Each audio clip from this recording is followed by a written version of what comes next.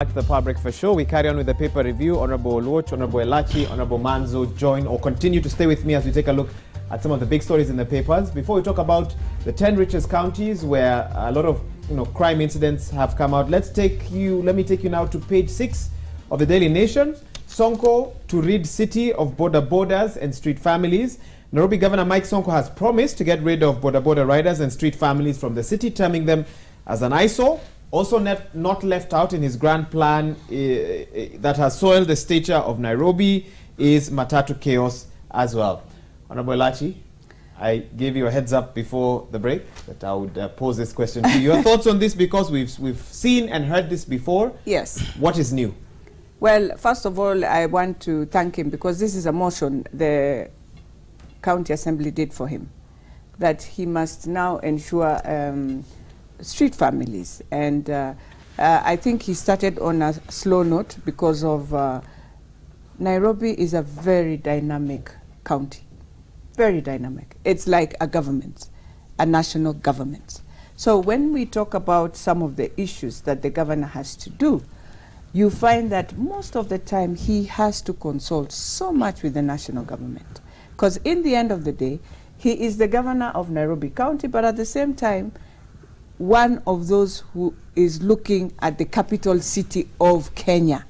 Now, that is where many people find it very interesting on how to do this. But I think one of the things that the governor has done is that, first of all, we have told him, you need to just get a data. These street families are from which counties? If they are from Nairobi, then we deal with Nairobi. When you go to Ruai, they're about to finish their rehabilitation center where it can accommodate not less than 3,000 to 4,000 families. But that is the worst solution you can give yourself, even if you are a county or a government. So for me, first of all, we must assist the governor to ensure if we have street families of Uasin-Gishu, of Kakamega, of Makueni, they have to be taken back to their counties and ensure you hand them over to the authorities of those counties. That is one. When you come in terms of the issues that are now, I know there's issues of corruption, there's issues of garbage, there's issues of poor service delivery. And drainage system. Yeah. Now that one also, you can't just blame the governor on drainage. Why? We have people who have been approved plans year come out. Look at Kilimani today. And for me, I think the best solution and what the County Assembly can do, again, to support the executive, is to come up with a motion that brings out a policy that if you know you're an investor within Kilimani, you are putting up flats, I don't know of how many, you need to tell us, what have you done on the sewer line? Because you know very well, it is a sewer line that was there during the colonial time. We have never changed. And so some of these things, yes, we come and blame because the buck stops with governor, yes. But at the same time, we need to ask ourselves, have we changed our plans? Did we approve plans to ensure we can have now and accommodate more than 6 million people? Yet the plan we had was for 2 million people or 1.5 million people. You are saying the problem is bigger than the governor. The governor yesterday, in a church service, stated that corruption and the previous administration were the cause of his current challenges. Do you agree? Well, I don't want to say the current, the previous. No. I want to say it is the plans that were done. And we never anticipated to change plans and change routes of some of our sewer lines, the systems that we are using. The feeder roads that we are using today are roads that were made to maybe accommodate very few cars. Today, look at the, it's just mushroomed all over, and we are still mushrooming the same buildings. So what we need to ask ourselves, and what I think the best, and what the governor has done, is to slow down first in approving the new plans that are there of now. And secondly, we need to go back to the national government, sit down on the table and ask ourselves, if the national government owes Nairobi money, then there's a way they can do an MOU. And you say, I am handing over these roads to you through Kura because you owe me this money. Can you do those roads? And we've given you 6 months. We just want to see this. We don't want you to pay us back. That's how we cancel our debts together. Then you come to the next and you cancel another debt together. That way, he will be able, because there's no way will be lying to Governor Sonko that he has resources to bring back Nairobi to what we want to see. And I know the president promised he would want to see Nairobi like Rwanda in 2 years. And therefore, for me, that team of bringing and reviving back Nairobi is very critical. But at the same time, I want the governor to pick just 2 things that he's able to deal with. And I think that he has sorted it out himself. He knows what is best too, that Nairobians at the moment can just see and say, this is what part of what he's and that is part of what he's saying. Let me allow Honorable Lo to come in on this. Of course, Mathare within Nairobi County. Yes. Let me get your thoughts on the challenges that the city faces. Yeah, I think Governor Sonko has a huge task ahead of him. He had a huge mandate, and with it a lot of expectation from the people of Nairobi. I think the first thing is that people could do well to free Governor Sonko and give him time and space to work. And here I'm not talking about the residents. The residents must continue demanding what they expected him to do. I'm talking about national government, and I think there is a lot of forces within national government that are holding his hands. You see interference? There is a lot of interference. Something didn't work out well after the dalliance with the deputy governor issue, and then I think some people have tried to use that to blackmail him. I think they need to set him free, because Nairobi is the face of Kenya. I think we cannot continue to have the pictures we saw the other week. Secondly, I think there's this issue of tenderpreneurs and cartels within the... If he can navigate himself around that, he will begin to sort out the problems of Nairobi. I said in the last show when I was here that if I was Governor Sonko, I would pick only 2 things. One, I would pick from the big 4 that the government and President Uhuru have said want to deliver in these next 5 years. I would pick housing. There are things that would work well for places like Makueni, like food security, and agriculture and manufacturing for other places. If he can sort out housing, and I agree with... And what does sort out housing mean? What I mean here is we need to come out with a plan where we can get low-cost housing, and with housing, you have the ability to say, we are going to sort out drainage, we are going to sort out sewage, we are going to sort out all this. Okay. Yes, so if he sorts out housing, housing comes, like she said, you cannot be doing housing on 1963 sewage system. We must overhaul that. We must have a plan now that will take us to another 100 years on a sewer system that is well-functional, well-designed, and works. And coming from a constituency like Mathare, the infrastructure there is so bad. When people are talking about floods and things that are affecting people elsewhere, please take a walk in my constituency and you will see a lot of issues. You walk in between mabati houses and your raw sewer. You are literally trying to tiptoe in between raw sewer that is running. This is a house and this is a house. I don't know who is responsible for Juja Road, but the traffic that comes from there is so huge because it is the link between Nairobi to the other side of Eastlands, Embakasi, Kariobangi, Buruburu, if you like. I think that the county government needs to work together with Kura to see what they can be able to do on that road. And I think partly it's also because of bad drainage, water overflowing the sewers and then getting into these roads. So yeah, in sum, I think he could do well to do 2 things. One for me would be housing. It would sort out sewage and other things. And I think he needs to do, like yesterday, the problem of garbage. Okay. Yeah. Honorable Manzo, I know Governor Sonko is a close friend of yours, but nevertheless, Nairobians are not judging him on concepts they came up with in the air. They're judging him on his manifesto, on the promises that he made. He even had a 100-day promise to Kenyans. And apart from, of course, revenue collection, which he has given proof about how that has gone up, I think, to 1.6 billion or so, the other promises don't seem to be coming to fruition, materializing anytime soon. And so would you say that Governor Sonko underestimated the challenge of this city when he was taking on former Governor Kidero as the senator then? Well, I think his promises, there's a big effort to frustrate them. We have seen, first of all, the withdrawal of his deputy and the politics running around it. There has been a huge effort, and I want to say from some of the cartels and people associated with the national government who think they can bring him down, and by making that effort, they're only bringing themselves down and Nairobi down. Why has he not ousted them? Both, 2 or 3 of you have mentioned national government interference. Why doesn't Governor Sonko call a press conference and tell us individual X, Y, and Z are causing me problems, Nairobians?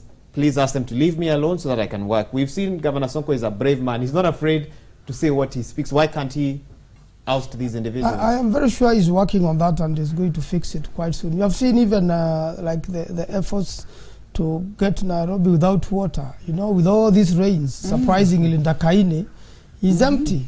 I mean, it means within a few months after these rains are gone, Nairobi will ground to a halt. And I've challenged him actually to send a team there or to personally visit Ndakaine and find out who is opening the water gates, what time, and that particular person and these cartels must be charged in a court of law, because a city without water, you know, it means disease, it means a lot of things. The other challenge is sewerage and the roads.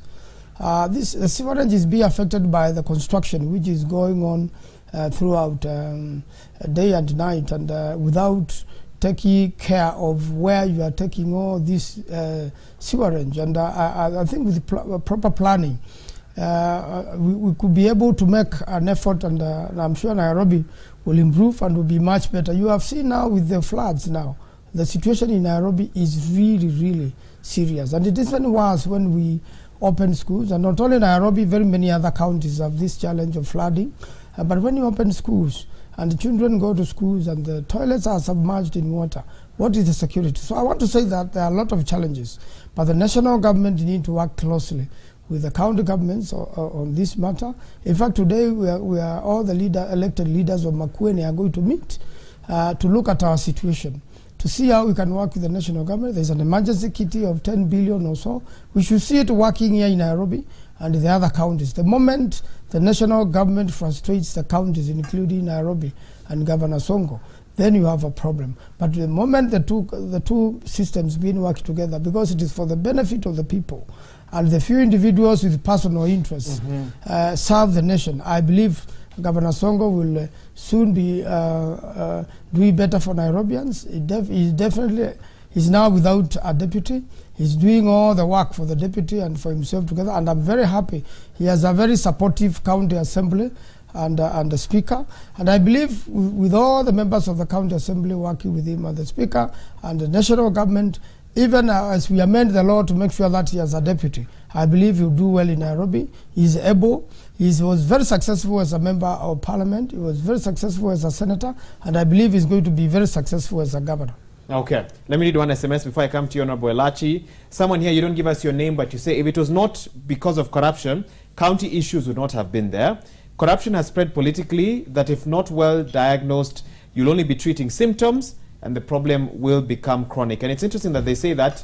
Is Governor Sonko facing a challenge of whether to deal with symptoms or to sort of give a superficial approach to, what's the word I'm looking for? Try and sort of clean something at the surface, but not deal with what's happening underneath, because Nairobians are demanding for results. I get the feeling, and from what we see, that Governor Sonko is operating with some sort of Lone Ranger approach, especially with the exit of the deputy. And of course, the other question Nairobians are asking is, when will the deputy be named? Honorable Elachi, I don't know what your thoughts are on various issues that... Well, first of all, when I looked at the last conference of devolution, and I looked at all those deputy governors, and I said, we don't need to blame Governor Sonko even on the deputy governor, because first of all, you even wonder why they were even in the devolution conference. Because their governors, thank God Governor Sonko doesn't have a deputy. These ones are there, but you even wonder, what is the role of your deputy? So for me, I don't want to push my governor on that. I think the best I would have wished is if we had gotten the law from Parliament. You know, the way the judiciary gave us, the Supreme Court interpreted that law, is a law that still has a challenge to deal with. Because if you ask me, we would have given the governors a choice. You have 10 CECs. The law, the County Government Act, gives you a right to write a letter and appoint one of them to stand in for you at any given time. And therefore, I wish we had even a proposal that says, yes, you need to have a deputy, but in the meantime, if the deputy is sick, and the governor is sick, what happens? So it is the governor to do a letter and say, I appoint CEC so-and-so to stand in. Today, he would be writing a letter and saying, I have so-and-so, he can stand in or she can stand in. As I do this work, they can be doing this work. But having said that, the law is there. I think the moment he will bring the name to the county assembly, definitely we will pass the name. But I want to say this, because I know we, as Kenyans, we are very fast in judging things. When I look at Nairobi, I want to salute Sonko because he has an insolvent county. A county that he received with debt. You mean you're expecting, you're expecting him to have results, ultimate results. And here he's trying to say, let me see if I can see this revenue. Am I able first to collect? He has tried his best that up to now we've not seen workers on the street. Now people will tell me, yeah, workers, because they are the ones to do the work. The best he can now do, and I know he's putting in those systems, is to start having systems that work for him. So that these cartels you're fighting, you cannot just break them in a day. You can only bring in a system. For example, you use a system where you track your vehicles, you track your fuel, how it's taken, especially at the county level. Then you come this other side and you say, I need a system that, and he has started putting now every worker on IFMIS. Now, the moment you start paying your salaries on IFMIS, you have broken the ceiling of Nairobi, because you'll be able to know, if I am at a retirement age, IFMIS just closes. So you don't fight. Honorable Lach, with all due respect, he made these promises in the build-up to the election. He did not come out of the blue. He was the senator. Yes. He must have had an idea of the work that was waiting. Why did he make such grand promises if he knew the reality on the ground, that it is tough governing? And that is where I'll come in again. And that is why the senators are complaining. And I know the Mheshimiwas will complain that you will never know exactly what happens in your county, because you are given info that is here, as you say. First you're not told what is written down. Now, if you tell me today you received, for example, the former governor, Kidero, his team was the county, de facto county clerks, I don't know, all the people who knew that system, the root of the system. He took them, and that is why he ended up in the ditch he is. Now, Governor Sonko has come in. He's trying his best. I want to remove this. They've worked for 30 years. They need to move on so that we have new ideas. People who believed on what devolution was saying, people who believed that we want to come out from our comfort zone and see a county move. That is the team he needs. Now, for now, he has 14,000 people who rely on him, who understand this county even beyond, to be very honest, because they are the technocrats. It's like telling the president that now the president will know what is happening in all these ministries. For sure, we'll be lying. What he has is a good team that gives him exactly the picture, how it is. Now, Governor Sonko, for the first 4 months, I think it's 4 or 5 months, surely, and this is the capital city, and you want to tell me you've just received a county, you're trying to bring in your systems fast. Even if we push him how?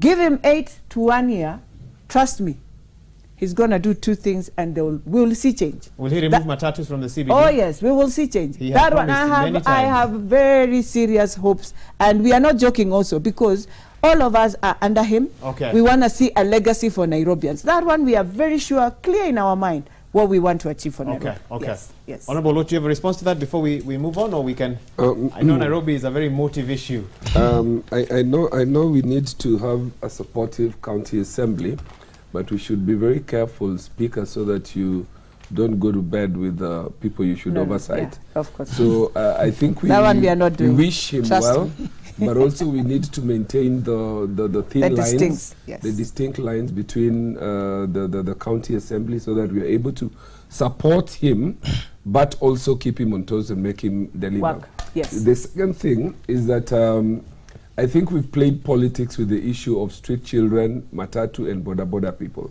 When it suits us during elections, we let them all in. And then you realize you cannot govern as governor with all these people in the picture you want to create. So we need to get rid of that, put our foot down, and say, like she said, get these people to their counties, find somewhere where they can stay. Yeah. It's not something we want nearer to the election. You're looking for populist platforms, then you say you can bring in your wares in the middle of Nairobi. So I think that's one thing we need to sort out one and for all. And